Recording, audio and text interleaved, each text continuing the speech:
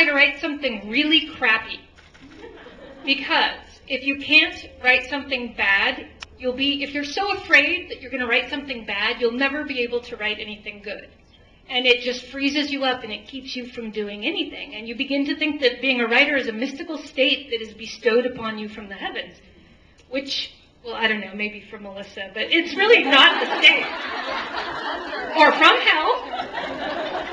And so there's this whole thing where, Cammie and I like to call it BIC, another writer said that to us, and it's called butt in chair.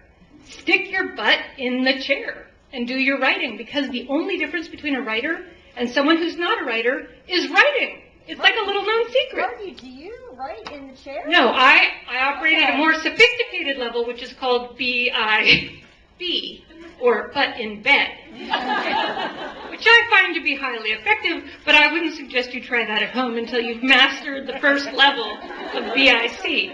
And the other piece of advice I'd say is there's no such thing as a bad book. My friend Pseudonymous Bosch said that. Only a bad draft. If you're writing something that stinks, it's not done.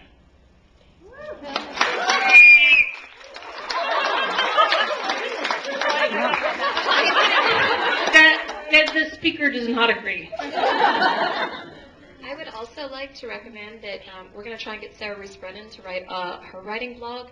Her advice involves ninjas and making out. So watch the Smart Chicks blog. All her advice involves making out. Yeah, that's true. Apparently when you get stuck, you need to just insert ninjas or making out scenes. Or murder. Murder's good, yeah. No, there will be no making out. Okay. In other news, what I think works really well, and I taught before this, so I'm coming at it from the perspective of having taught literature. I think one of the best things you can do is to read books and see what makes that book work or not work for you. And once you start disassembling other books and seeing what makes them tick, when you write your own book, you'll be able to step back, in theory, and look at your own book and apply that same thing. And that will enable you to do the revision. And writing is, as Margie says, it's about revision. You know, everyone out in this room has a story. You know, the difference between what we're doing and those that aren't published yet is just that you haven't written the story down and revised it until your eyes bleed. I mean, that's how you do this. So anyone in this room is completely capable of doing this. Every day you tell stories. Melissa, how long do you spend revising a book after you turn it in? After I turn it in? Yeah, when you take after the draft is turned in, how long do you revise? I actually start back on page 1 every day. So by the time I'm done, I have no clue how many revisions I've done on it. And then my editor gets it and tells me, these are all the places you suck. And I do it again. For one of my books, I spent 11 months back and forth in revision because I had a British editor and an American editor, and they both gave me notes on every single line. And it's worth it. That's what you do.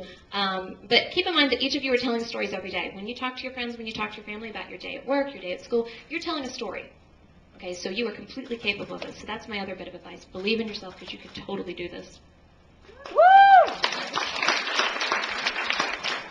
And I would say that one of the biggest things is if you really want to write, don't give up. I don't know very many authors, save the two on the end, who don't have stacks and stacks of rejection letters. I don't know a lot who just write a book and don't know what an auction is when their book goes to auction. I know what an auction is in my defense. I just don't know what an auction is in publishing. She thought that was something that happens when nobody wants your book and they're going to start at a penny and... Right. That is how they sell pigs. Right, it is how you sell pigs, but in books it means multiple publishers want your book and they're going to bid a lot of money on it. Right. So, but most of us who have really hung in there and want to be published understand that it's a subjective business. That what one editor doesn't like, another editor will like or may like. You know, most of us have stacks of rejection letters to prove, and it's that 95% is just hanging in there and the revising.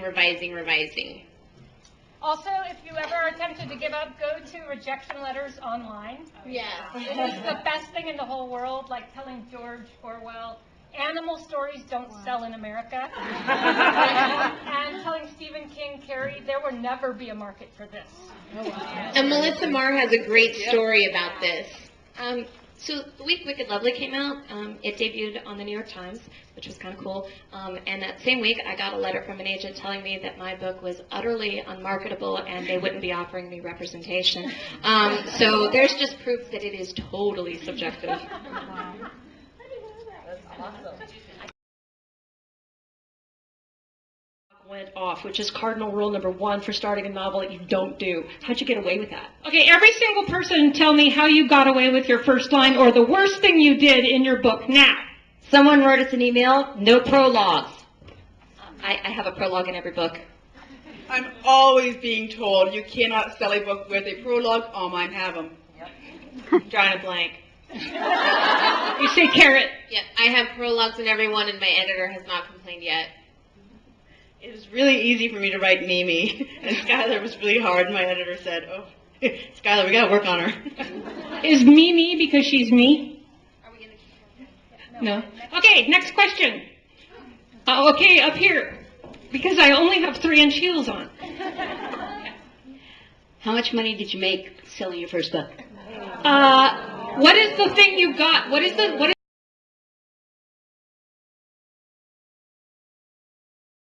ever? Okay, Melissa. The first one. Can I say I was drunk? Yes, you were 35 And I wasn't 35. I was 12 my first kiss, and his name was Tim. was it at like the Mardi Gras? Ew, TMI. Go back. And my first kiss, it was awful. I wrote about it in the anthology First Kiss Then Tell. Sadly, it's all true. It's just that bad. Yeah, first kiss. A boy named Dave, I ended the date after the kiss was that bad. Mine was a boy named Dave, too. I wonder if it was the same guy. Alex, cover your ears. We might need to talk. Okay, anybody else? Where I don't know.